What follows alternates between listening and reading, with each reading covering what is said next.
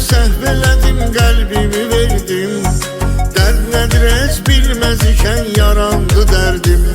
Öldürdü ümidlərimi, tamam puç etdi zalim. Əfsus ki etibar elədim, sonunda gördüm. Bir yarın ki etibar vəfası yoxdur, daha ona yalvarmağa dəyməz. Bir ürəkdə vəfasızlıq hökm eləyirsə, çarəsini axtarmağa dəyməz.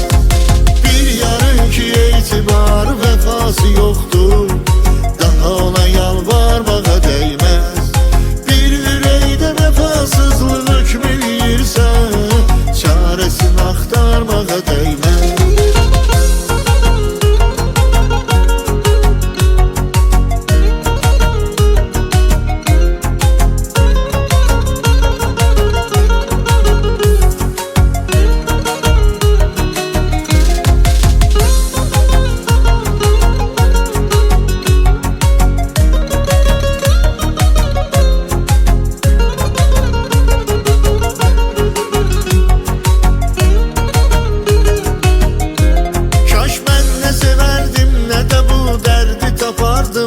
Çarəm mənim ondaydı, o yar etmədi yardım. Sevməndə öz hisslərimin qurbanı oldum. Qəlbən ona bağlanmaq ilə qəlbimi qırdım. Bir yarın ki etibar vəfası yoxdur, daha ona yalvarmağa dəyməz.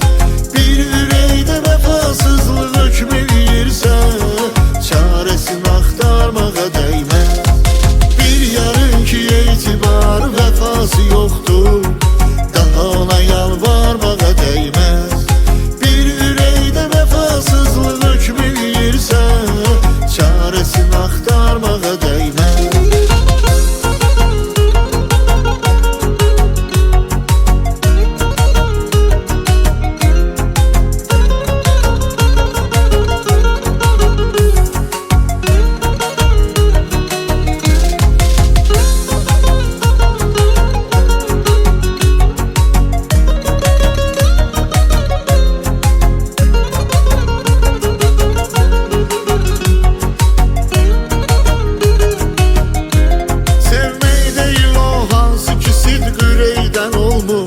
Saf sevgi vəfasızların iz qəlbinə salmır.